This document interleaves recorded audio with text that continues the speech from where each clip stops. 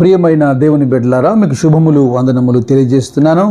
అనుదిన ధ్యానమునకు స్వాగతం. సామెతలు 26వ అధ్యాయం 28 వచనాలు కలిగినటువంటి ఈ అధ్యాయంలో దాదాపుగా 8-9 పర్యాయాలు మూర్ఖుడు అనే మాట వినబడుతుంది. ఆ తర్వాత ఎక్కువగా వినపడుతున్నటువంటి మాట బుద్ధిహీనుడు మరియు సోమరి. కొందరితో సహవాసం చేసి నష్టపోయి చెడిపోయిన తర్వాత అయ్యో వాడు మూర్ఖుడు అనే కంటే ఈ అధ్యాయాన్ని ధ్యానిస్తున్నప్పుడు ఇటువంటి లక్షణాలు మనకు కనబడితే ఆ మూర్ఖుల సహవాసం చేయకుండా మనం జాగ్రత్త పడే అవకాశం ఉంది.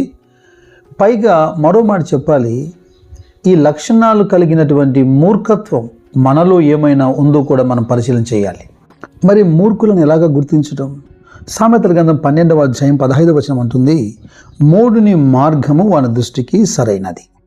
ఇతరులు లేదా పెద్దలు సేవకులు చెబుతున్నటువంటి ఆలోచన గురించి ఒకడు యోచించి ఆలోచన తీసుకునేవాడు జ్ఞాని. తను ఎంచుకున్న మార్గంపైనే ఆధారపడి కేవలం తన యందు మాత్రమే నమ్మిక ఉంచేవాడు. జ్ఞానయుక్తమైనటువంటి ఆలోచన సైతం తృణీకరించేవాడు. వీడు లెస్సైన జ్ఞానమునకు విరోధి అని చెప్పాలి. మంచి ఆలోచనను జ్ఞానాన్ని తృణీకరించేవాడు కాకపోతే మరి ఎవడు మూర్ఖుడు? ఇక రెండవ అవలక్షణం ఏంటంటే సామెతల గ్రంథం 24వ అధ్యాయంలో 9వ వచనంలో మూర్ఖుని యోచన పాపము అని రాశారు. అనగా మేలైనది మంచిది ఏది వాడు ఎప్పుడు యోచన చేయడు. వాడు యోచించేది కేవలం పాపము. ఒకవేళ ఇతరులు అడ్డుకున్నా, ఆటంకపరిచినా, గుణపరిచే ప్రయత్నం చేసినా వాడు మాట వినడు. పైగా తన మూర్ఖతను పదే పదే వాడు వెల్లడి చేస్తూ ఉంటాడట. మన ఇళ్లలో కొందరు పిల్లలు లేదా యవనస్తులకు మీరు చూడండి, ఏదైనా పొరపాటు చేస్తున్నప్పుడు పెద్దలు తల్లిదండ్రులు మందలించినప్పుడు కొందరు వెంటనే వెనుదిరుగుతారు. మరికొందరు అయితే 26వ అధ్యాయం 3వ వచనంలో చెప్పబడినట్టుగా మూర్ఖుని వీపునకు బెత్తమే తగినది, అంతవరకు వారు వెనుదిరిగారు.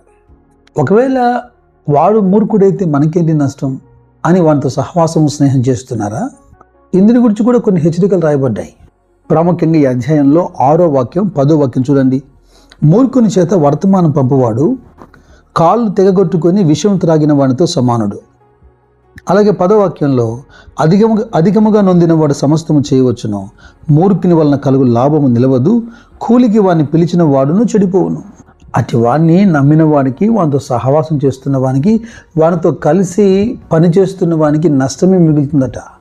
అయితే ఈ మూర్ఖునికి ఒక సహోదరుడు ఉన్నాడు, ఒక తమ్ముడు ఉన్నాడు, లేకపోతే వీరిద్దరూ కవలలో అని చెప్పాలి, ట్విన్స్ అని చెప్పాలి.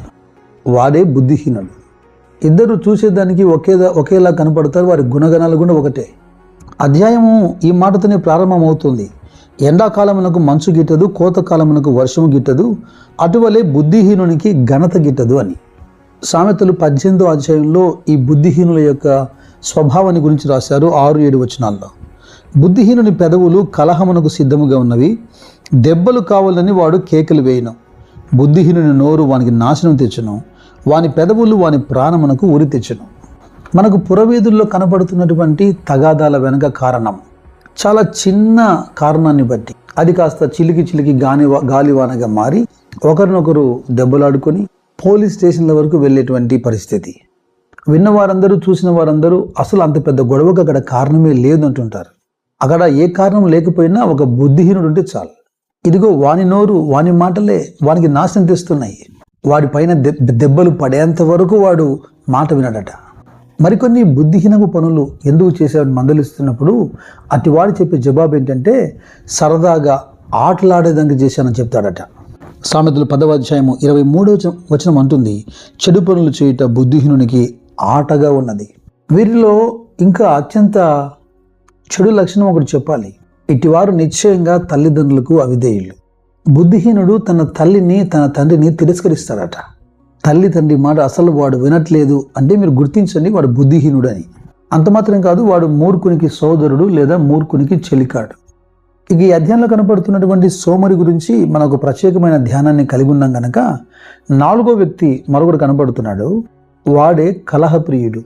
21వ వచనం చూడండి. వేడి బూడిదకు బొగ్గులు, అగ్నికి కట్టెలు, కలహములు పుట్టించుటకు కలహప్రియుడు. కట్టెలు లేకపోతే ఎలాగా అగ్ని ఆరిపోతుందో, కొండెములు చెప్పేవాడు లేకపోతే ఎలాగా జగడములు చల్లారిపోతాయో, అలాగనే కలహప్రియుడు లేకపోతే అక్కడ ఏ తగాదా ఉండదు. వాడు వచ్చాడురా అంటారే అలాగా. ఇద్దరు స్నేహితుల మధ్యలో, 2 కుటుంబాల మధ్యలో, 2 సేవకుల మధ్యలో, 2 సంఘముల మధ్యలో ఎక్కడైనా వాడు తగాదా తెచ్చి పెడతాడు. వాని గురించి ఎంత అందమైన పదాన్ని ఉపయోగించారు చూడండి బైబిల్లో, కలహప్రియుడు అని.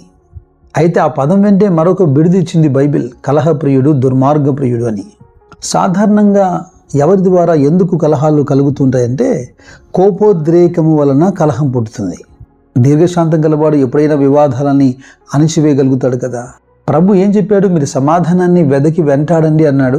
అలాగే సమాధానపరచువారు ధన్యులు అని కూడా అన్నాడు. మీరున్న చోట కలహములు పుట్టించువారిగా కాక సమాధానాన్ని వెదికేవారిగా, ప్రజల మధ్యలో సమాధానాన్ని తెచ్చేవారిగా ఉండటం మేలు. ఓ మూర్ఖుడు, ఓ బుద్ధిహీనుడు, ఓ సోమరి, ఓ కలహప్రియుడు కలిసి సేన ఉన్నట్టుగా ఒకే వ్యక్తిలో ఉండే ప్రమాదం లేకపోలేదు. ఆ స్వభావాన్ని మనం పరిశీలన చేయాలి. అటు వారికి మనం దూరంగా ఉండాలి. అటు స్వభావాన్ని మనలో తుంచివేయాలి. మూర్ఖుడు జ్ఞానాన్ని తిరస్కరిస్తాడు.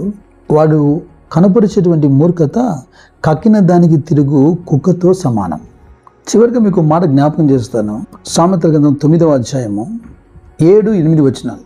అపహాసకులకు బుద్ధి చెప్పువాడు తనకే నింద తెచ్చుకొనును, భక్తిహీనులను గద్దించు వానికి అవమానమే కలుగును.